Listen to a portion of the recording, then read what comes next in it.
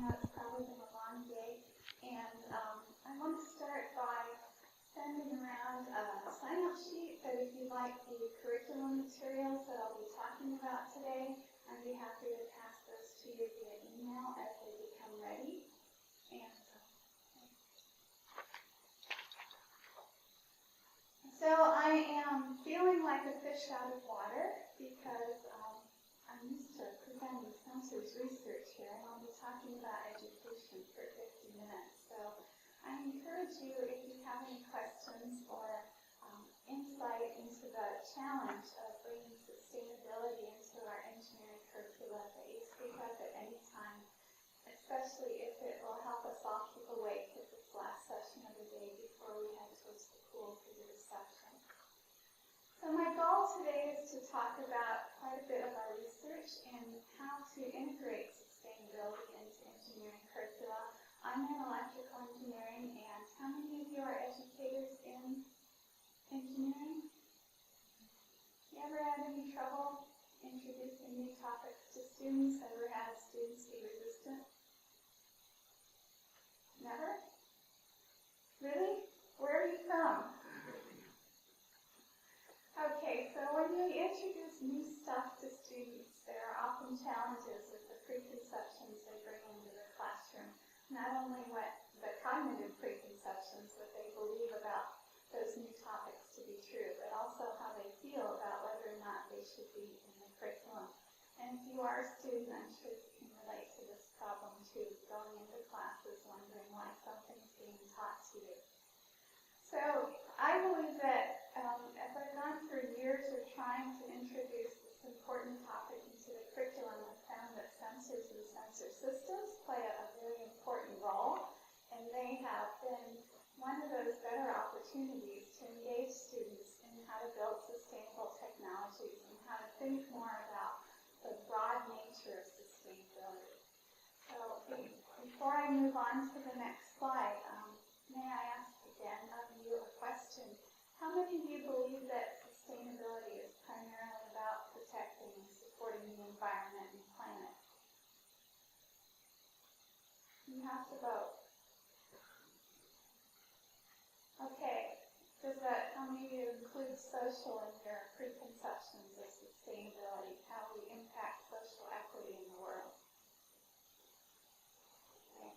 Economic equity? Aha. So you're doing what most engineering programs in the country do, tending to emphasize the environmental. And it makes sense because as engineers, we're closest to the environmental impacts of what we do in society, and that's where we tend to begin. But in order to be fair to students, I think looking at sustainability on a much broader level and doing so in a way that it relates to technology is also important. So the first question is, why do we even teach sustainability? What's it doing in our undergraduate or graduate curriculum? When we think about sustainability, why is it important to be a part of what we teach? And perhaps the first answer to that is to look at what engineers do. We certainly use technology, and the goal here is to use technology that's more sustainable in our society, that leads to the next generation being able to enjoy the same quality of life that we do. We also design new technology where we can incorporate sustainable elements. And last but not least, we can apply technology towards a sustainable society and sustainable development. So the interesting tension that goes on among undergraduates, especially technical engineering and the hard sciences, is that you'll see students, we know that engineers and engineering majors and disciplines are focused on serving the world, including making a more sustainable world. But when you talk to engineering students, they think that they're powerless to impact a more sustainable world because they believe all corporate things to be governed by profit and feel somewhat unable to affect these things with the knowledge that they have. So that's one of the first barriers we face. And we've learned a lot of this not just by teaching and doing interventions, but also interviewing students and surveying students educational methods that I won't bring into these slides because I do have this deep fear that I'm going to put you to sleep during this last session. So I'll try to keep this interesting, and if you can stop me at 5:10, I would appreciate it. So we also, why do we teach sustainability? Well, ABET tells us to do it, right? And if you've been there, if you've taught classes and had ABET come through, it usually changes what you teach. And the accreditation board is important for the value of our engineering degrees. But the single outcome that addresses sustainability for students coming out of undergraduate engineering programs has a couple more outcomes besides sustainability. And this outcome can easily be overwhelming, which means that we typically approach sustainability in certain distinct ways, and we kind of found a rut in the way we do that. Okay. So when you ask students what they think, they say, well, sustainability is nice, and it's really nice to have a planet over the long term, because it's hard to have quality of life without a planet that's functional. But really, unless I'm a CEO, I can't do anything, and even then my hands are tied by profit. And on the other end of the spectrum, they'll say, why do I need to know all this terminology? You know, oftentimes the attitude is this terminology doesn't come with equations, so please, let's stick to the core engineering knowledge and let someone else deal with this basic knowledge in a field that's so far afield from what I'm doing. So we have a problem. We're trying to teach students things in a meaningful way. We have a packed curriculum, and we have the issue that there's quite a bit of student resistance, even in the Pacific Northwest, where every time you turn around, something new is being recycled or repurposed. So this is an issue. How do we teach sustainability? Well, in the existing models of sustainability, there are to do it one of two different ways. Either teach a course exclusively in sustainability or integrate it into the curriculum, and most often you see it in courses like renewable energy courses. We can be disciplinary, or we can run across disciplines, and we can also address one, two, or all three pillars of sustainability: the environmental issues we face, equity to the planet, social equity to the people, and economy equity to people and nations. And what we tend to stress, not surprisingly, is this this type of course. The type of course that's inherently tied to sustainability, such as renewable energy, and that we can integrate concepts of sustainability into existing courses.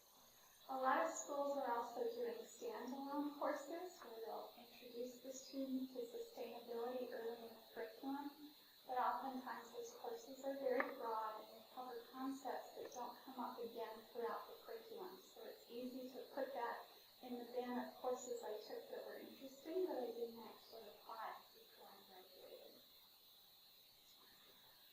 So when we look at how students learn, if you're familiar with Bloom's taxonomy, this basically says that if we're new to something, we have to start by knowing the basics, by knowing the terminology, by understanding what the terms are and how the pieces fit.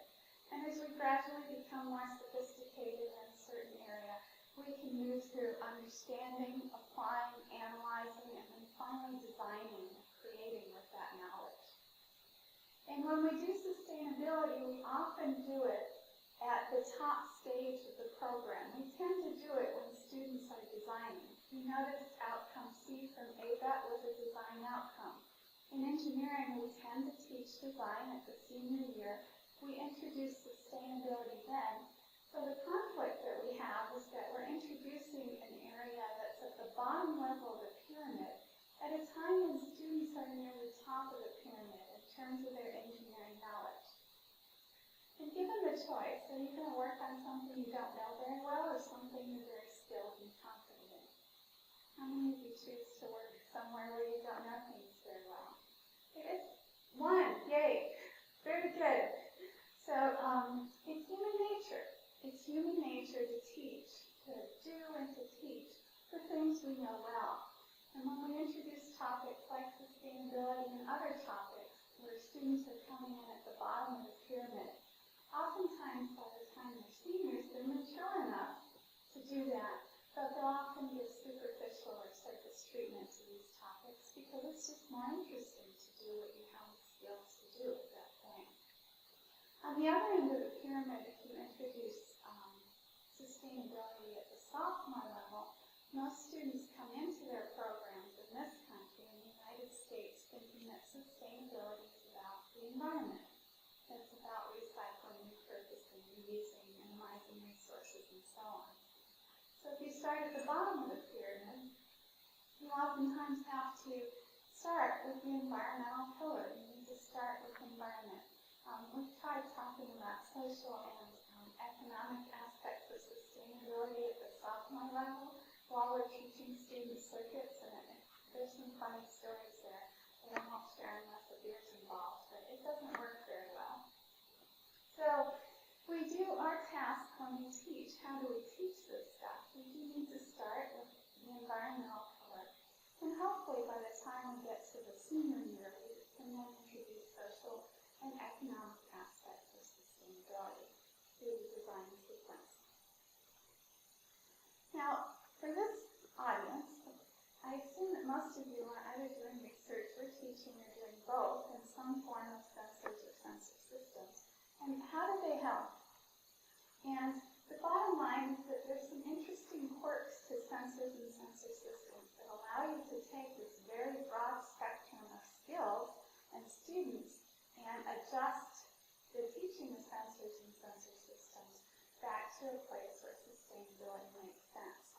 And I didn't think this was true when I brought these curricula into my capstone design class, and for some reason it's just a really good fit. And we've looked at some of the specific reasons why it's a good fit. So if you're here as an educator and looking for ways that sustainability may fit and integrate more into the curriculum, the unique characteristic of sensors and sensor systems is that often we don't introduce sensors until late in our programs. Very few schools have these courses early in their programs. And that means that pedagogically, students are starting out more at a basic level. So they're more likely to accept other concepts that are at the bottom of the taxonomy or the bottom of the pyramid, where they're just starting out too. And that sounds rather simple psychologically, but I think once you understand students and once students understand teachers, things tend to go better overall. And like many things, once you know them, I seem pretty simple. So at the undergraduate level, pedagogically, what goes on with sensors, if you teach students sensors, they accept there's a lot they don't know. And if you just throw another S word in there, sustainability, and I do take seriously, pardon my flippancy at this time of day, but if you do throw sustainability in there, they do tend to accept that they're at that beginning part. It's a similar point of departure in understanding for students. Okay. Now, in terms of content, engineering design is just a fascinating place to introduce many different things that go above and beyond the content that we have in our engineering programs. And one of the things that we can do, and we do cover, are the constraints associated with engineering design. So if we are at the senior level, our goal is really to look at applications that have some promise to become products, whether those are designed, submitted, and provided by industry or constructed inside the classroom. So if we're in that process of creating design applications that would eventually go to product, if we were to go beyond the capstone design sequence to do that, then we have to consider what it takes to put that product out in the world. And in these core engineering disciplines, that can be a little tricky because it's not part of our curriculum to teach some of these skills. But it is important that students consider, where is this product, this application, this system, this design going to end up? And is the person we intend to have it going to accept it? That's a social constraint. And when we put it out there, is it going to have minimal impact on the environment because we're running into a resource issue on the planet? And finally, economically, is it something that is affordable and priced at a point that people will accept?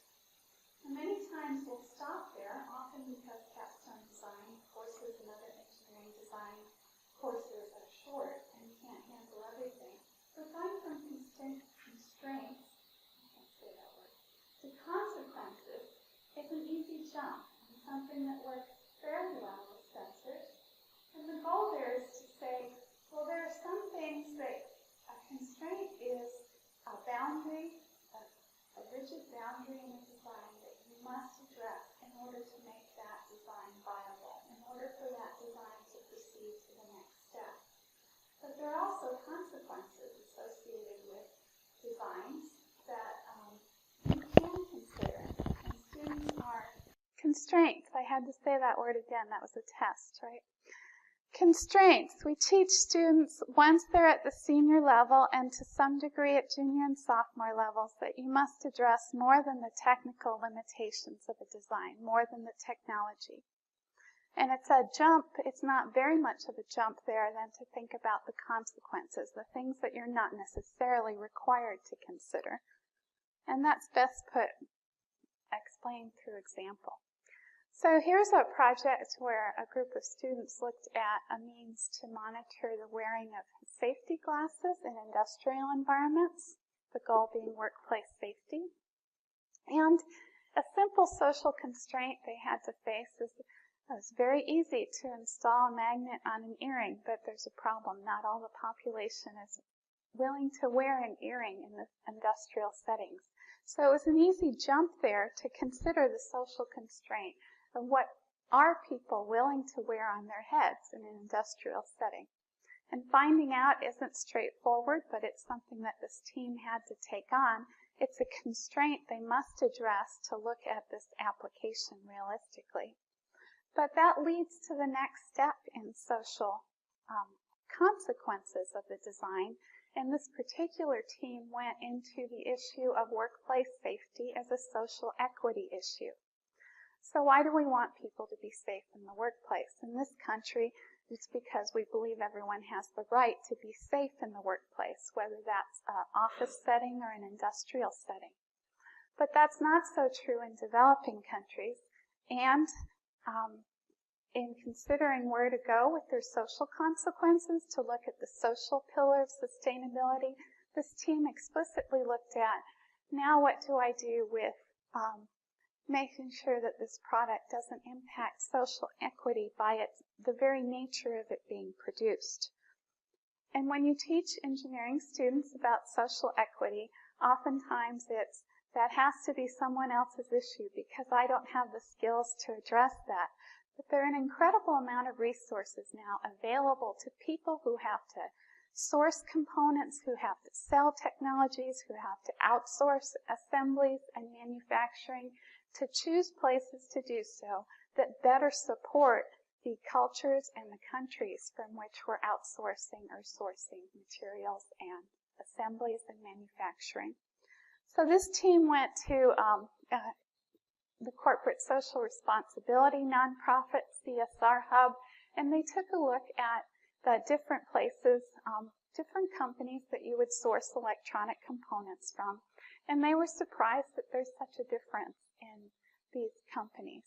But these resources are available, and many times once engineering students realize that it's not their job to go invent these metrics or to figure this out from scratch, they're quite willing to evaluate sourcing decisions and other product level decisions that they would need to make down the road with design.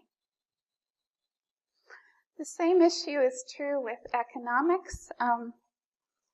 If you taught the pricing a design at the undergraduate level, the first thing a student thinks to do is to take the materials cost, and magically they come up with a number for labor, and they add the two together, and that's the cost of the product. So, of course, there's more to it than that, and depending on the industry, I think these points are hard to see, but these are the overhead and profit margin costs for consumer electronics, and the reason you can tell it's old is because the two top winners there are Apple and Samsung, and I think Samsung has dropped a little bit over the past few months. So not only is overhead and profit something that is in consumer electronics very stringent for the smaller companies, for competing companies, but it's also something that's highly volatile. So students are perfectly willing to accept that I can't run a company without making a profit. And of course there's overhead. And if you give me the numbers to work with, I will give a good estimate on my eventual product cost. But the next step in that is once they reach the point where they've reached an acceptable price, if they've got a cool enough product, they just double the price because they're sure that consumers will pay twice as much for their very cool design. So they don't have an upper bound on their product price. They definitely have a minimum based on what overhead, profit, and costs are. And that leads to an easy discussion about what's reasonable and what's justifiable. So people may be willing to accept purchasing a certain product in a developing or a developed country, but what's reasonable to charge, especially for disadvantaged populations? And this is usually the first time that students hear of having to consider disadvantaged populations. And then justifiable cost also, that oftentimes it's not okay to just charge what you can because it's there. And you can imagine this goes to some humorous conversations about companies that shall remain nameless. Do you have the time? What time is it?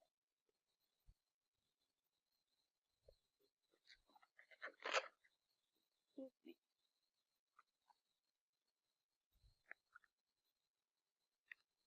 Sorry, PowerPoint and I are not getting along here. Okay. So, in economic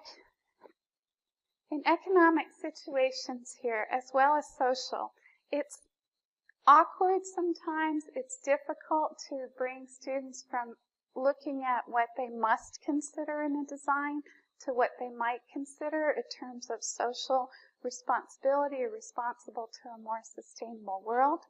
But what's important here is that they are willing to make that bridge once it's close enough to reach and once they have the tools to do so.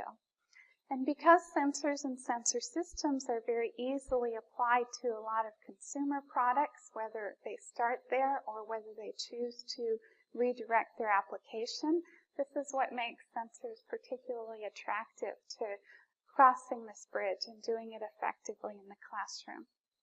So I have worked with this type of model with some colleagues for several years, and what we find is that if we start with the constraints and then ask students also to consider a consequence of their choice, that they're much more likely to pursue that in their designs without doing it just because they're asked to, but doing it because they're internally motivated to do so.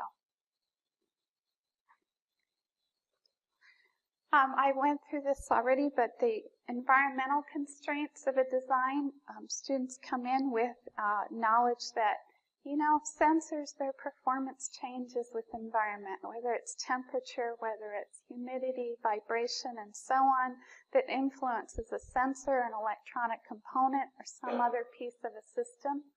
They know that coming in. So they're willing to accept that, it works, and we run with it now to discussing environmental regulations, laws, rules, codes, and so on that influence their designs. For example, if we have Seattle's a big biking city, and a lot of students choose systems that can mount on bicycles, but they're really unaware of Washington state laws that regulate what you can put on a bicycle and where and what color it can be. So this is kind of their first introduction to looking at what the different restrictions are in different states. California's law that you can only cover one ear while driving. That's a little known law, but you find it once you're designing systems for vehicle drivers and bicyclists. So moving from environmental constraints, we don't have to push this very far. It's very easy to engage students in looking at the environmental consequences of what they do. Particularly in electronics. Electronics has developed kind of a bad reputation for creating a waste problem around the world, especially in informal and developing economies. So expanding to the environmental consequences of design without going through a life cycle analysis course is fairly straightforward. In sensors, as well as any electronics, you can look at natural resource extraction issues, Often we look at gold and other conflict minerals. Then component and product manufacturing. Semiconductor manufacturing is a poster child for fixing environmental problems, starting with the 70s and the 80s in Silicon Valley when the entire groundwater table was contaminated in some areas, and correcting those problems over time. And then product use. Often we don't consider environmental consequences during product use, but power consumption is a very large issue with many of the electronic systems we build now, not only because things won't work if we don't have enough power for them, but also because we're wasting a lot of power in that process. And then finally, most of us are familiar with the challenges in product disposal, especially with electronics, which are disproportionately toxic, and students often look at potentially building modular designs and the trade-offs there with reliability over time, and then using more recyclable materials. So this can get interdisciplinary quick, and oftentimes you're looking at other courses that would support these types of issues, but all we ask of students is that they consider one issue in each of these three major areas, and in the senior level course, especially with dealing with sensors, which is so broad to begin with, this just seems to work very well.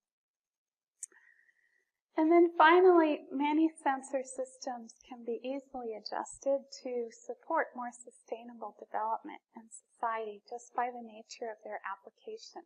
And so this is another opportunity to look at systems that are students naturally gravitate towards systems that can support sustainability in developing or affluent countries like the United States.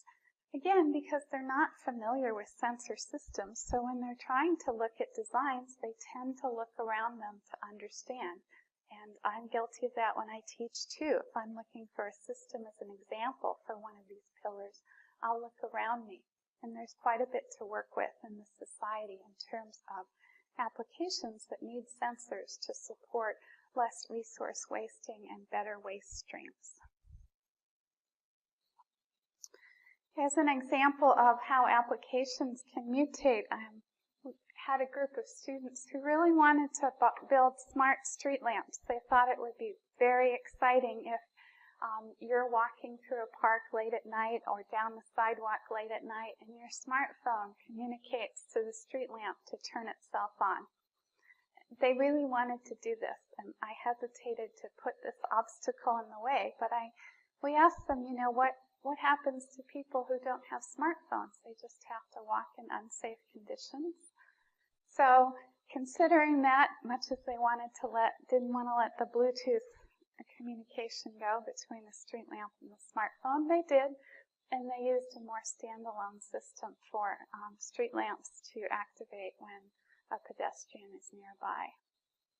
So that's an example of how these applications can really extend to considering social and economic issues, even when you're not aware that they're going to do so. Another group initially wanted to detect spoiled milk because they assumed there were a lot of people getting sick on spoiled milk, which is not particularly the case in this country. But as they explored that idea, they found that the problem really is that we waste an incredible amount of food in developed countries. And with a global water and food shortage looming, politics, give or take, of distribution, we'll leave for another course for the time being, but really starting to think about dealing with food wastage around the world was something that this team evolved from initially a public health issue to really looking at wasting food. So their goal was to monitor milk so that it didn't spoil and we would consume it, and thereby have less waste at the end of the food stream, which in this country is higher than most countries in the world. And finally, environmental pillars, asking students, especially in cultures that are really focused on recycling and repurposing, to consider environmental consequences is fairly straightforward. But just as students tend to want to begin with the environmental aspects of sustainability, they also want to begin with the end of the waste stream, with the grave. they automatically go to what's ending up in landfills or ending up in China to be recycled and so on. And getting them back to the point of natural resource extraction to consider issues with indium and gold, tantalum, and tin is a little bit more challenging, but it is something that is new material and interesting to a lot of students, so it's another way to get them hooked on the environmental pillar. Okay, so recognizing that we're approaching pool time, I'd just like to conclude by saying thank you again for coming to this last session, this last tutorial. And for the educators in the room, if you've tried sustainability in your courses, I'm more than happy to share curriculum materials, but I also really want to encourage continuing to work with how to introduce these materials and concepts, because there's always a sweet spot when it comes down to an issue that really impacts the continuation of both the planet and civilization. So I hope this to some extent has been helpful to the sensors folks and the educators, but those of you who are students, I know you have your own impressions, and I'm always interested in hearing those impressions. So I'd like to leave some time to not only field questions, but ask you about what preconceptions and impressions you bring into sustainable technology and design. So thank you.